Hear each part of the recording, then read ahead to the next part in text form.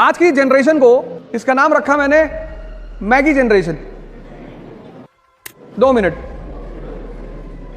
आज के युवाओं में जो सबसे बड़ी कमी पैदा हो गई है, ज्यादातर उन्होंने मनन करना छोड़ दिया है और अध्ययन मनन के बिना निरर्थक है। और मनन आपका छीना किसने? कुछ समय तक तो टीवी ने छीना। और ये जो जहर आप हाथ में लिए हो, एक एप्पल हजरत आदम ने खाया था तो जन्नत से जमीन पर आ गए थे, एक आप खा रहे हो।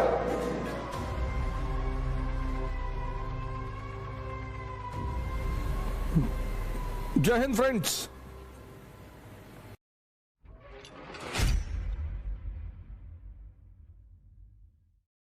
मेरी बात यह है कि जब मैं शुरू तो करता हूँ, कुछ पल चलता है, कुछ लम्हे चलता है, लेकिन कुछ ऐसी परिस्थितियाँ उत्पन्न होती हैं 2, 4, 10 दिन 20 दिन बाद, फिर मतलब वो वीक हो जाता है।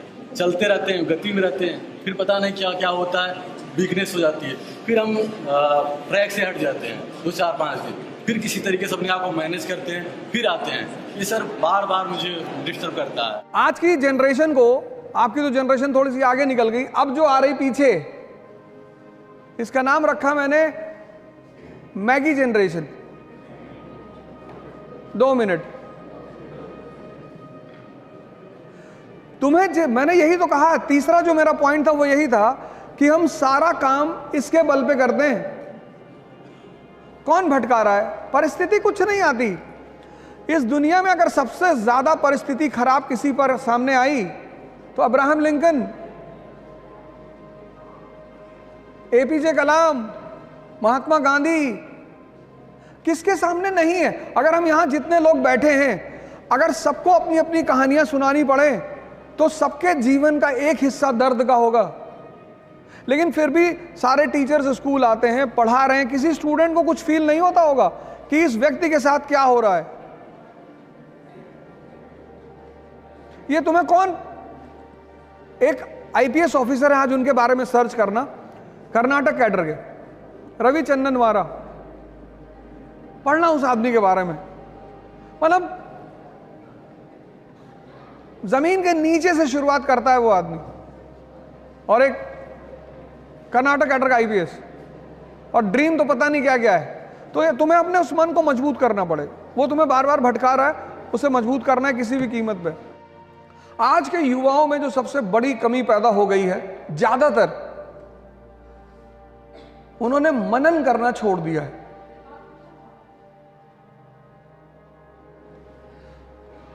मनन और अध्ययन मनन के बिना निरर्थक है।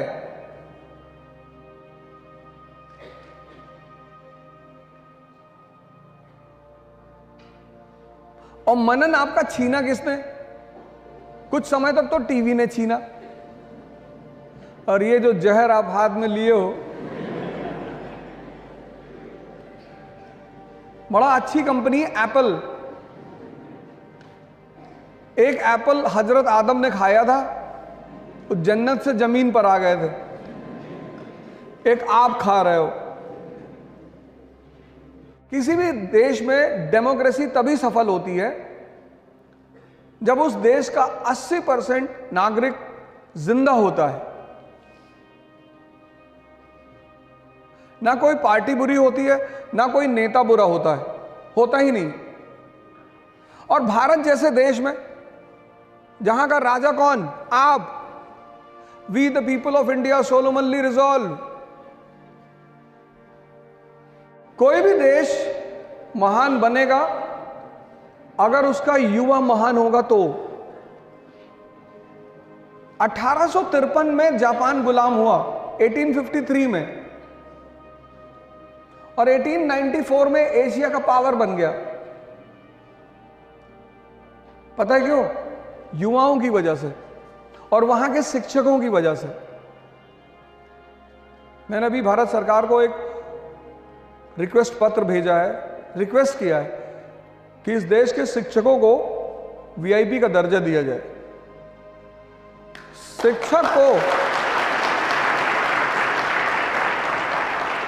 और सरकारी, हम लोग तो प्राइवेट वाले हैं, ज्यादा पैसा कमा रहे हैं।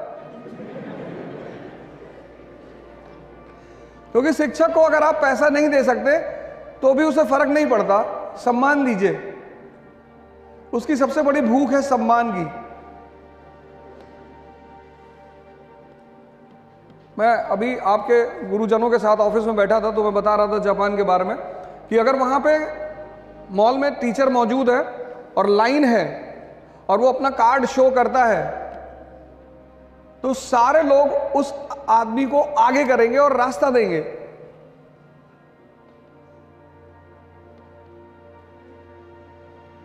शिक्षक के साथ ये बहुत बड़ी बात, नहीं तो चाणक्य इतने बड़े साम्राज्य निर्माता कभी नहीं बन पाते।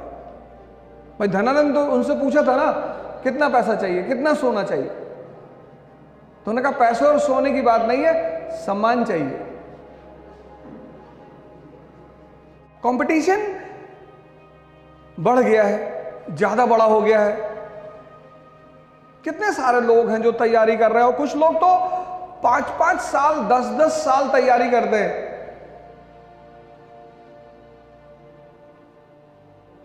इलाहाबाद में मैं सेमिनार ले रहा था, एक साहब बैठे हुए थे सेमिनार में, तो मुझे लगा किसी लड़के के गार्जियन है, पेरेंट्स हैं। तो सेमिनार खत्म हुआ, मेरे सामने आया, मैंने कहा भाई साहब नमस्कार। बोले नमस्कार सर, नमस्कार।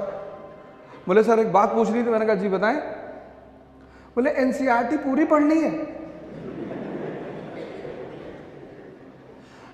मैंने कहा आपका बेटा भी आया है, बच्चा भी आया है? कि नहीं नहीं, मेरे भी यूपीपीसीएस में 2 अटेम्प्ट बचे हैं।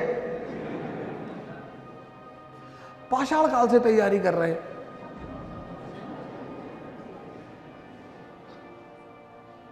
कुछ तो उम्र ज्यादा थी और कुछ शायद परेशानियों ने उम्र को बढ़ा दिया था।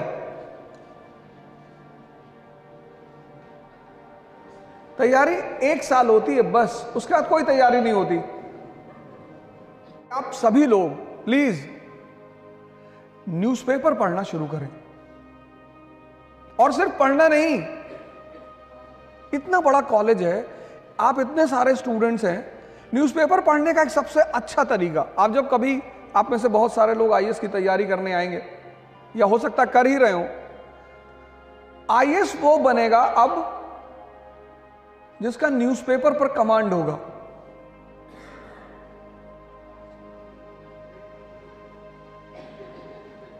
न्यूज़पेपर मात्र न्यूज़पेपर नहीं होता, वो दर्पण होता है आईआर का। दर्पण शीशा, आईआर मतलब इंटरनेशनल रिलेशन, वो दर्पण होता है समाज का। कन्या विद्या धन योजना सरकार लेकर आई, तो अब उस योजना का उद्देश्य सरकार को किसको बताना है? जनता को। जनता और सरकार के बीच में कौन मीडिएटर है? प्रेस। इसीलिए डेमोक्रेसी का जो चौथा स्तंभ है वो है प्रेस।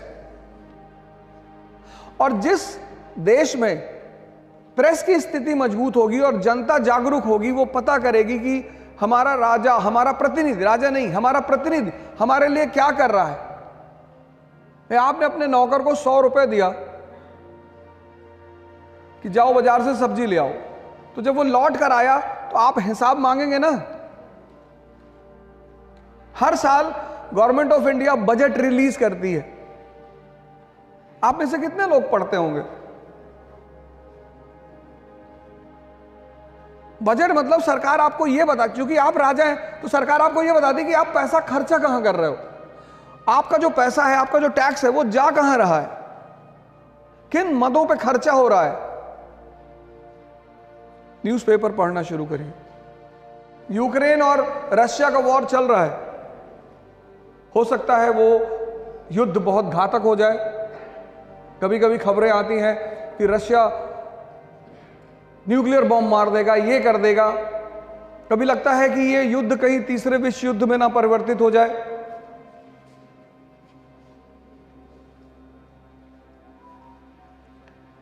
किस रशिया की किस नीति की वजह से चल रहा है? आप हाथ उठा के बता दीजिए, कोई बात नहीं, आपको पता हो तो आप बता दीजिए। नहीं, मैंने ये पूछा कि रशिया की कौन सी पॉलिसी है जिसकी वजह से ये युद्ध चल रहा है, ऐसी कौन सी नीति है उनकी? 17वीं शताब्दी में बनाई थी उन्होंने, 17th सेंचुरी में, तब से आज तक चल रही है। और उस पॉलिसी के बिना रशिया सरवाइव ही नहीं कर सकता। मतलब रशिया को अगर जिंदा रहना है, जैसे हमारे लिए हिमालय इंपॉर्टेंट है, वो हमारे नेचुरल फ्रंटियर हैं, अगर हिमालय हमारे हाथ से निकल जाएं तो हमारे लिए बहुत बड़ा खतरा पैदा हो जाए। तो ऐसे रशिया की कौन सी पॉलिसी है जिसकी वजह से उसे यूक्रेन से लड़ना ही पड़ रहा है? और वो पॉलिसी आई थी 17वीं सेंचुरी में। वहीं से रशिया के आधुनिक इतिहास की शुरुआत होती है और ये चीज लगभग हर समाचार पत्र में डिस्कस हुई। उस पॉलिसी का नाम है वार्म वाटर पॉलिसी।